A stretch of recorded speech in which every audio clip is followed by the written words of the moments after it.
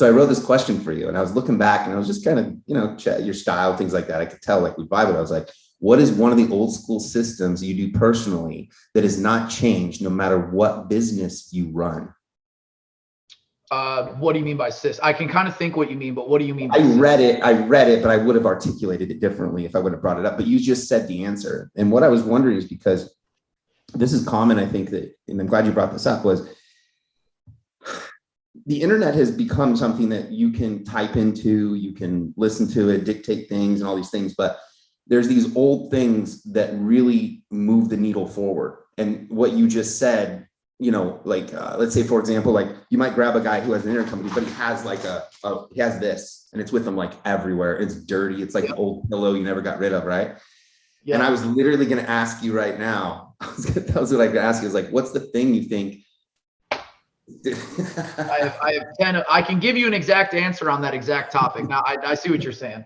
Dude, look, it's like because again, so you kind of answered it in a sense. And the reason I was bringing that up is because I think it helps people to understand that there's these like solid things that people that become successful, you become successful, that you still are rooted in, that are not technology or anything. So that's what the question was.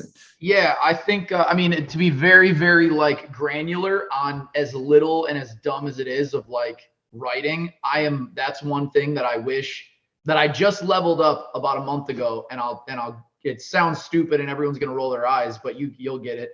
So I've gone through too many notebooks and I lose them all. So I'd have these stacks of yellow pads.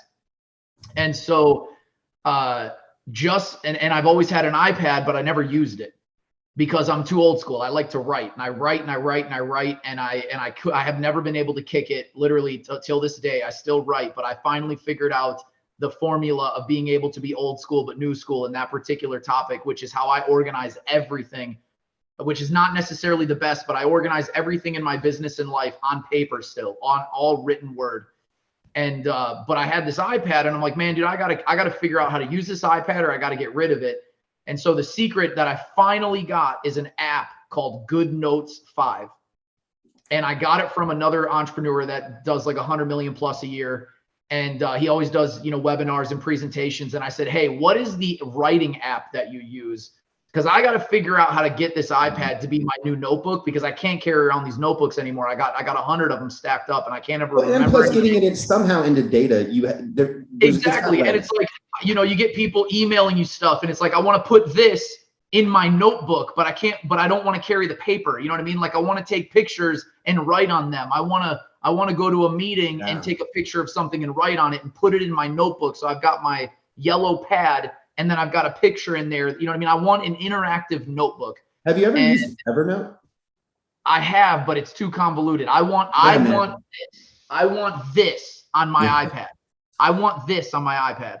And Good Notes 5, the app, is literally the iPad notebook that does everything. I can write in a notepad and send it to people. I can open up emails in it and like so I literally have now been able to do my old school writing, but in my iPad. And that's probably the dumbest and oldest, like old school thing, that I still write everything. And I just have pages now in there, pages and pages of notes in there, but now I can save them, keep them, text them, send my wife, I can do my wife's thing and send her it, and all that kind of stuff.